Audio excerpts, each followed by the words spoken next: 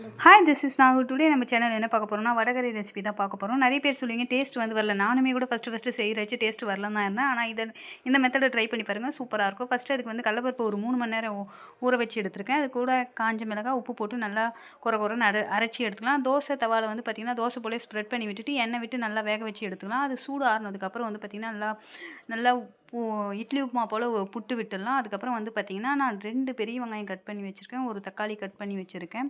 So இப்போ இது ஒரு ஓரமாக ஒரு பக்கம் வச்சுட்டு அதுக்கப்புறம் ஒரு பாத்திரம் வச்சுட்டு அதில் 4 ஸ்பூன் ஆயில் விட்டுட்டு அதிலே வந்து பார்த்திங்கன்னா பட்டை லவங்கம் சோம்பு 2 ஏலக்காய்லாம் விட்டுடலாம். அது நல்லா பொரிஞ்சு வரட்டும். பொரிஞ்சு வந்ததுக்கப்புறம் 2 பச்சை மிளகா சேர்த்துக்கலாம். பச்சை மிளகாவும் பொரிஞ்சு வந்ததுக்கப்புறம் 2 பெரிய வெங்காயம் கட் பண்ணி வச்சுருக்கேன் இல்லையா, அதுவும் இது கூட மிக்ஸ் பண்ணிடலாம்.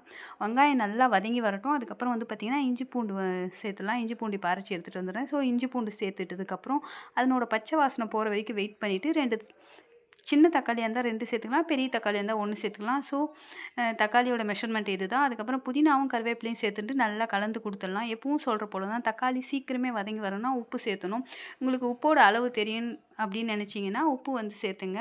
உப்பு வந்து விட்டுட்டு அதுக்கப்புறம் வந்து நான் வீட்டு மிளகாய் தூள் தான் சேர்த்துக்கிறேன். அதனால் தனியாக அடிஷ்னலாக தனியாக சேர்க்க வேண்டிய அவசியம் இல்லை. மிளகாய் தூளும் மஞ்சள் தூளும் சேர்த்துட்டு உப்பு சேர்த்துட்டு நல்லா வதக்கி விட்டுடலாம். வதங்குற வரைக்கும் வெயிட் பண்ணிவிட்டு ஒரு 1.5 கப் அளவுக்கு தண்ணி சேர்த்துக்கலாம். ஏன்னா நம்ம உளுத்து வச்சுருக்கிற கடலப்பருப்பு இது கூட மிக்ஸ் பண்ணுறச்ச தண்ணி கம்மியாக இருந்தால் புட்டு போல் இருக்கும், டேஸ்ட்டாக இருக்காது. ஸோ எந்த அளவுக்கு தண்ணி நம்ம மெஷர்மெண்ட் நிறைய சேர்த்துக்கிறோமோ அந்த அளவுக்கு வந்து பார்த்திங்கன்னா இந்த கிரேவி வந்து நல்லாயிருக்கும். ஸோ இப்போ ஊற்றி வச்சுருக்கிற கடலப்பருப்பை இது கூட மிக்ஸ் பண்ணிவிட்டு நல்லா ஒரு கொதிக்கிற வரைக்கும் வெயிட் பண்ணியிருக்கலாம். எண்ணெய்லாம் மேலே பிரிஞ்சு அழகாக வந்துடும். ஸோ இது கூட மிக்ஸ் பண்ணிவிட்டு சிம்மில் வச்சுட்டு மூடி விட்டுடலாம். அந்த 5 நிமிஷம் வெயிட் பண்ணதுக்கப்புறம் பார்த்திங்கன்னா வடகறி வந்து ரெடி ஆகிடும்.